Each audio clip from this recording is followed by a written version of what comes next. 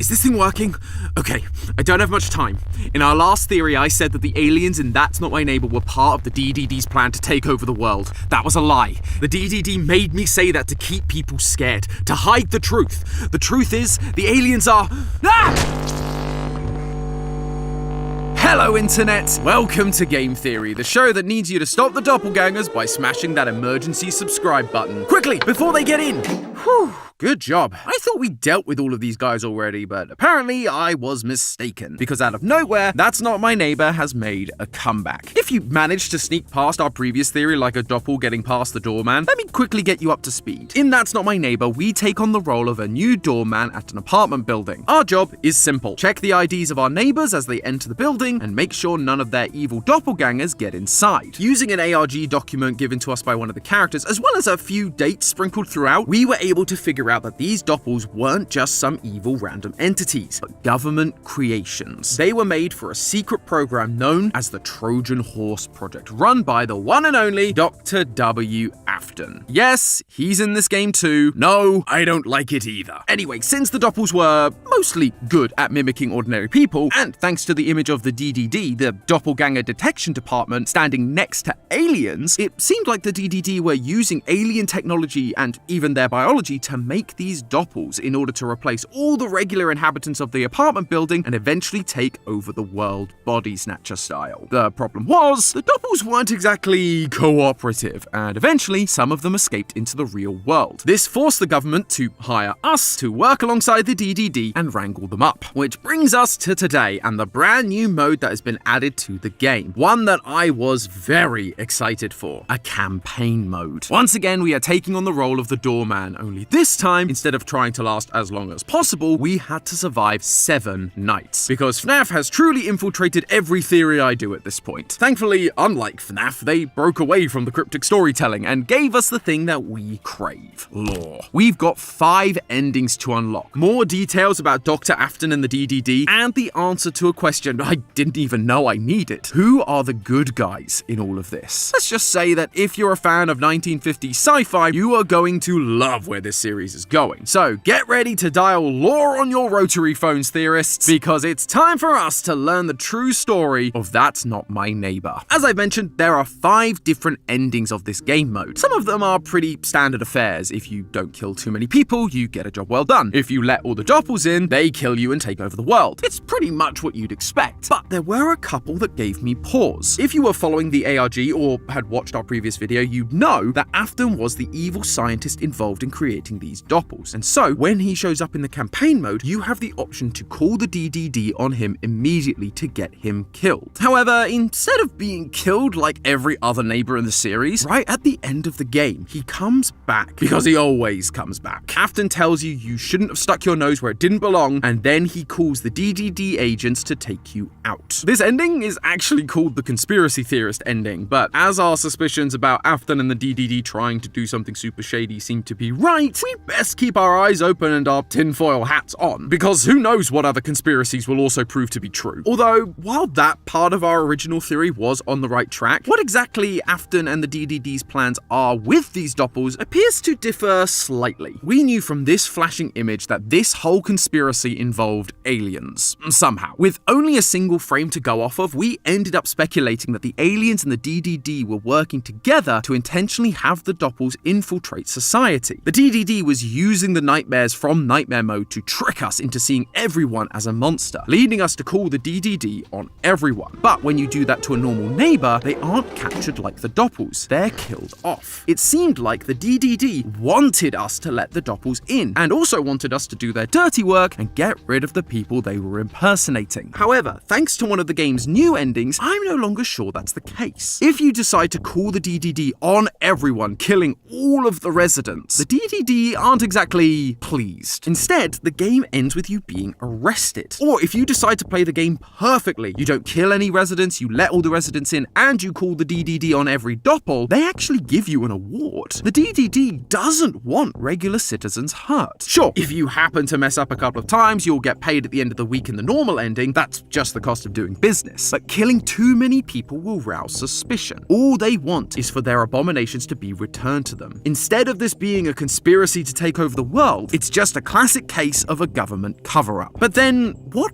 are the Doppels for? The game takes place in 1955 after all. Is it just standard Cold War espionage? And if they're not doing an Invaders of the Body Snatchers parody, where do the aliens fit into all of this? Well, thankfully, it's not just new endings we got in the campaign mode. There's one other key element that shines a UFO-sized spotlight on this particular mystery, which in turn helps us to understand what the DDD really wants. Each night, we are shown newspaper clippings that tell the story of a man named Chester Teeter. Chester used to be an ordinary farmer. That was until, according to him, he started being harassed by aliens. One night, Chester claims he saw and even shot at the aliens. Over the next few nights, the aliens continue to harass Chester. They circle his property. They even steal some of his cows, including his most precious cow, Lulu. 07's in the chat for our girl Lulu. Eventually, Chester himself goes missing, only to be returned the next day. But now he's changed. According to his family, he's babbling nonsense. He claims he was abducted by aliens who sent him to the future, where he learned all about 21st century life. Now, if you've played this game before, you probably recognize Chester. He's the crazy hippie who randomly shows up at the apartment building and quizzes you about random real-world trivia. So we could easily chalk this whole story up to Chester just being a little eccentric. I mean, the design of Chester himself is a reference to The Truth, a character from GTA San Andreas, a former farmer who claims to have had interdimensional interactions with aliens. In fact, Chester's last name, Teeter, appears to be a reference to John Teeter, the pseudonym of a person online who in the early 2000s posted on message boards claiming to be a time traveler. But remember, we too were being branded a conspiracy theorist in this game for an idea that proved to be correct. So maybe we should give Chester's story a bit more credence. Plus, unlike those other characters whose close encounters of the third kind were never really verified, when you look at it, Chester's claims seem to be legit. For one, Chester describes the aliens as having large, dark eyes, which match the aliens we saw in that one frame with the DDD. But second, and most importantly, Chester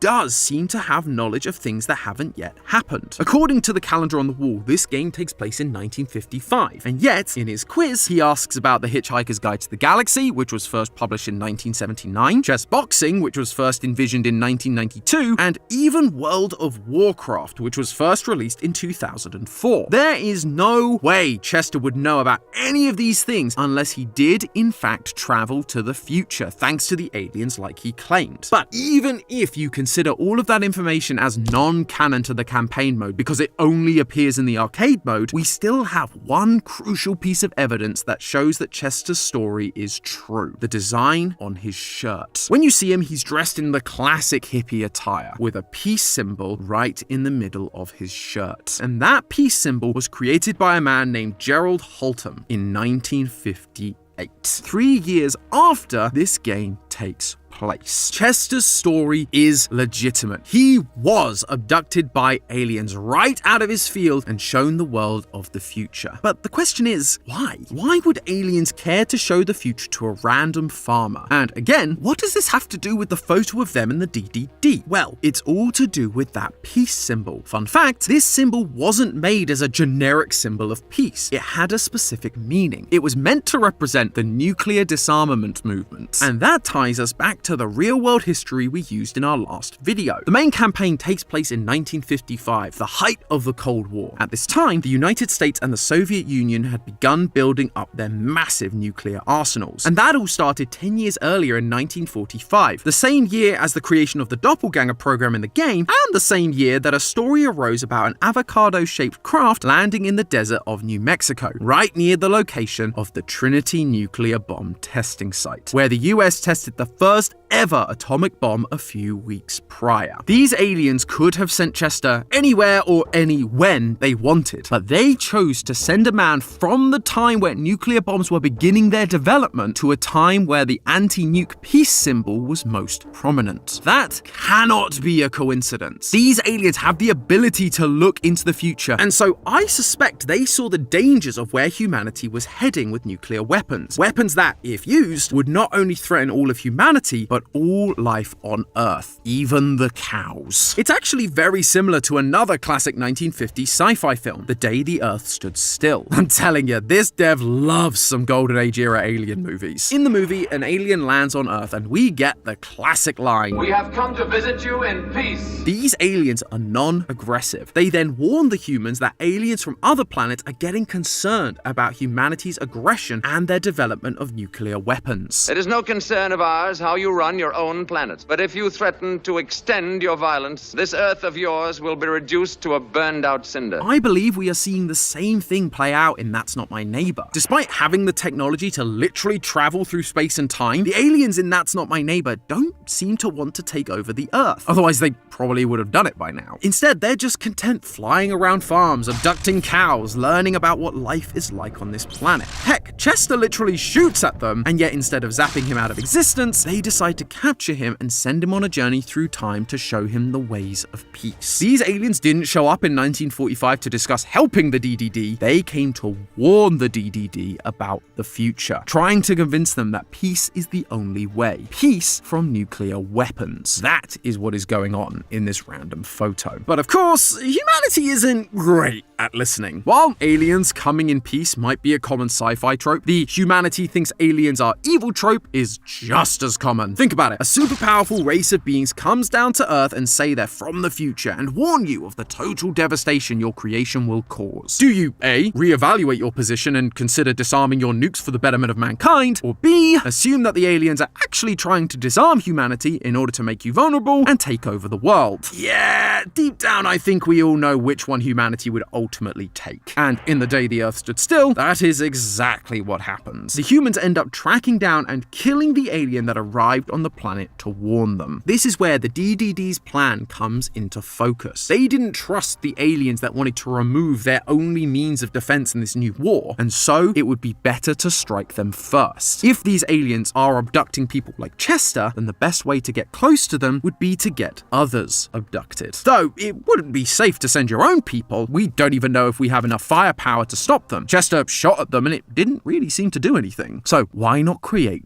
doppelgangers? Creatures indistinguishable from real humans with perfectly replicable verbal communication, regardless of language, be it English, Russian, or perhaps Blissymbols, all while having an insatiable appetite for death and violence. Then, when the aliens inevitably capture one of these doppels instead of the humans they were supposed to, these doppels can study the aliens' behaviors, kill them, and report back to the DDD. That's why when you call the DDD to report a doppel, they aren't killed like the neighbors, they're captured. They're still useful. They could still be trained to be more obedient and carry out the mission they were literally born to do. It's also why, despite nearly every character in the building having a doppel of their own, including Afton, Chester doesn't. I mean, what good is it to make a doppel of him when he's already been abducted? They've already shown him the future and, based on his shirt, convinced him to join their cause. They're unlikely to pick the same guy twice, and so a doppel of him just has no purpose. And all this time, we thought the doppels were created to spy on political enemies and take over the world. But in fact, the doppels were created to keep an eye on and destroy a different threat. If by threat you mean a peace-loving species that is trying to save humanity from itself. Although, much like our nuclear weapons, the creation of the doppels came with some unintended consequences. They weren't game for our plan. They escaped, and now they are hell-bent on infiltrating society and taking over. Exactly what the DDD were afraid the aliens would do. Either way, the ending will be the same. Humans will end up destroying themselves with their own genius creations, be it the nukes or the doppels. Or maybe, if we're lucky, the aliens will see that humanity is a lost cause and put us out of our misery. Just make sure the cows are safe this time. I can't bear the thought of losing Lulu again. But hey, that's just a theory. A game theory! Thanks for watching. And if you're looking for more government conspiracies in video games, then dial the rotary phone and call the card on screen to check out Buckshot Roulette's Unsolved ARG. Just watch your back, theorists.